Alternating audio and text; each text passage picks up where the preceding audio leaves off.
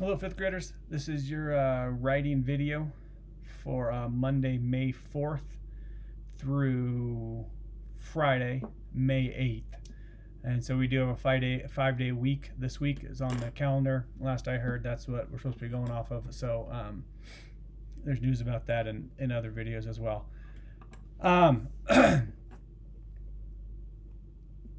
Elaboration and detail. That is still our Achilles heel. That is still our struggle. That's still the area we need to be improving in, improving on. If we were actually at the building and the Y-Top hadn't got canceled, we would have done a handful of different modules with the writing, so you guys could have seen me show you the data that we need to work on elaboration detail. And it's not just me making it up, but it's the Wyoming Brain Trust of Education that made the Y-Top test, and they specifically highlight elaboration. That is the part that we're missing scores on, missing points in, and probably still would be. Hopefully someone down the road will tell you that you need to add detail and elaboration as well. Again, there's 3 parts to that. This is for the parents as well. This is there's with the ELA test that you will take next year, as long as this catastrophe doesn't happen again. There's 3 parts that get scored. One is editing and something, and then we got our points for those, but it's the elaboration detail that the students struggle with, which is why I'm asking you guys again. The beginning of the year started at 10 words per sentence, then 12, then 14 was the third quarter. Now we're at 16. That is what Wyoming is looking for. So anyway, keep that in mind. We would have had more data to show you, but that's all kind of in the past, but also coming in the future for you guys next year. Thank you for your papers. We're getting more of them. Fun, again, as I mentioned, they're fun to read. Haven't got as much imaginative narratives. I'm not going to panic about it.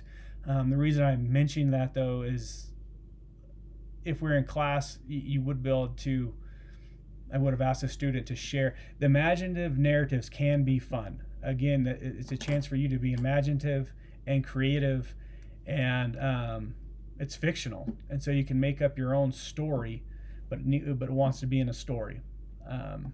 Anyhow, don't please be writing.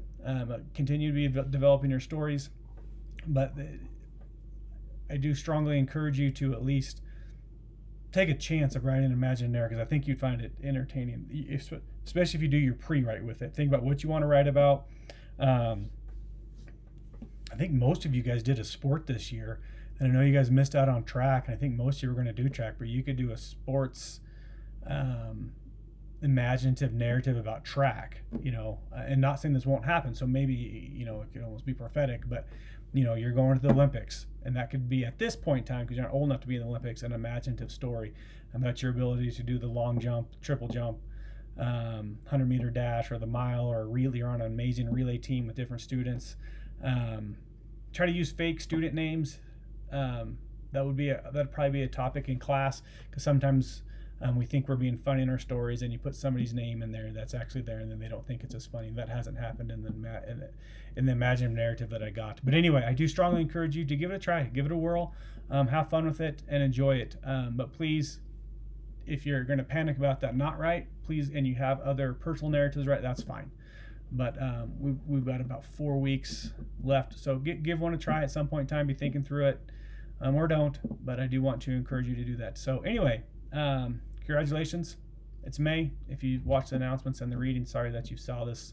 Congratulations for like the 3rd time.